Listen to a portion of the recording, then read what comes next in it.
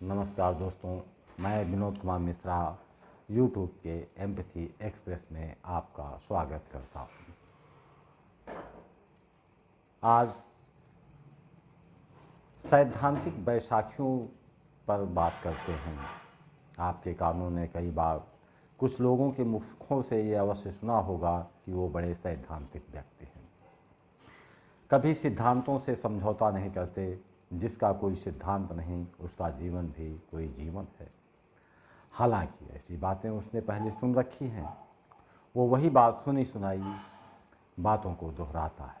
जो लोग सिद्धांतों की बातों को करते हैं वो अपने जीवन की दिशा यंत्रों की भांति तय करते हैं।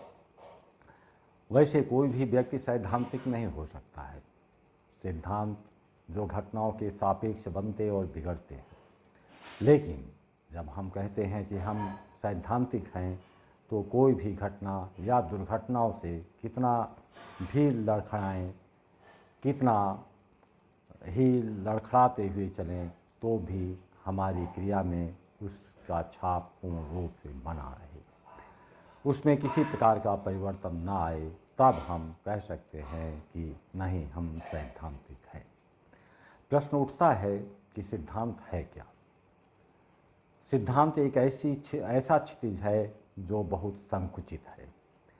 इनका प्रादुर्भाव धार्मिक ग्रंथों, रीति रिवाजों एवं सामाजिक मान्यताओं को जो सांचे में ढाला गया, उसी में से जो आदर्श महसूस किए गए, उन्हीं आदर्शों के इर्द गिर्द घूमती मंडराती मान्यताओं में से जो मेरे मनोदशा के अनुरूप है, उसी को मान लेने का नाम सिद्धांत है।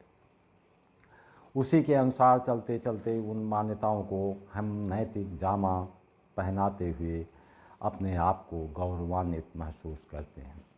सैद्धांतिक व्यक्ति नए तथ्यों को प्रक्षेपित करने का अवसर नहीं देना चाहते। लेकिन जब हम सिद्धांतों से हटते हैं तो हम विस्तीर्ण होते जाते हैं।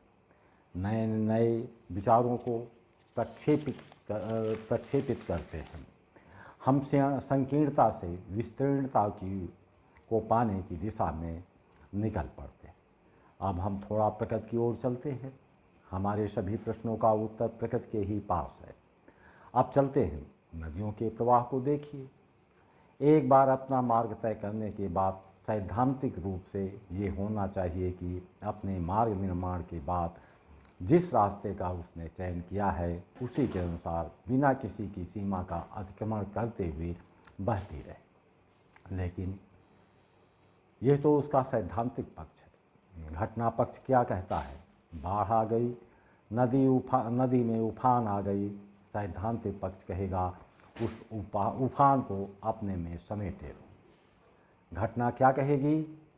हम उफान पर हैं तो अपना सिद्धांत मुझे हाशिए पर रखना होगा। जो भी मार्ग की बाधाएं आएंगी उसे हम अपने साथ बहाते चले जाएंगे, क्योंकि घटना के सापेक्ष उसके सिद्धांतों में बदलाव आ रहा है। घटनाएं होती हैं, घटनाओं के सापेक्ष हम क्रिया प्रतिक्रिया करते हैं। अपने क्रिया प्रतिक्रिया को नैतिक जामा पहनाने का काम ही व्यवहारिक जीवन में सिद्धांत का रूप लेती है। वैसे तो सार्वभौमिक सिद्धांतों का दर्जा किसे मिला? जो धार्मिक ग्रंथों में लिखा गया, जो धार्मिक पुस्तकों में बताया गया, उसके अनुरूप आचरण करने वाले को सैद्धांतिक पुरुष होने की मान्यता मिली। बुद्ध महावीर ये तो वेद को नहीं मानते थे, ये तो ईश्वर को भी नहीं मानते थे।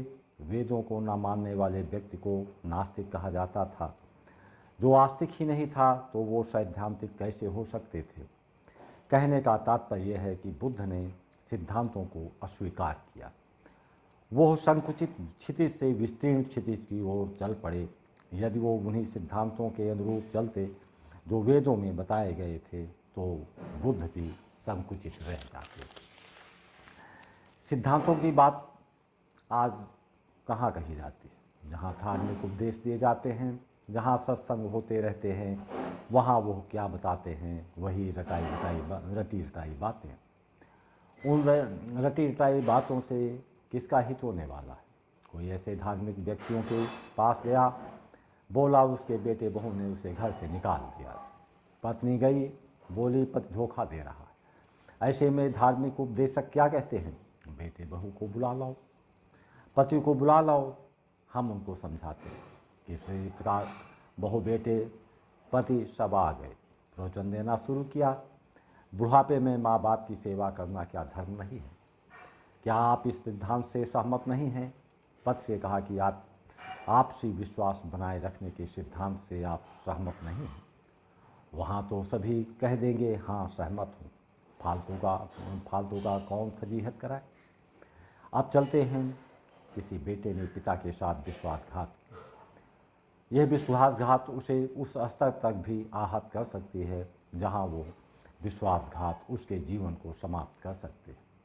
ये सब हो रहा है उसी समाज में जहाँ सैद्धांतिक व्यक्ति होने का दम बढ़ाया जाता है।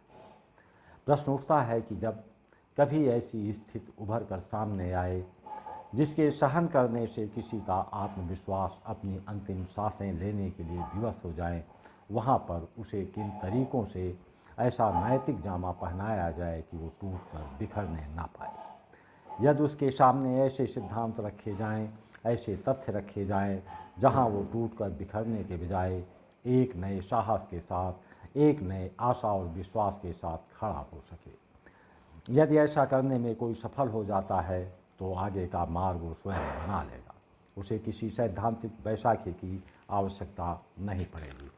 जय हिंद। आशा है वीडियो पसंद आई हो तो लाइक, सब्सक्राइब और शेयर करना ना भूलें।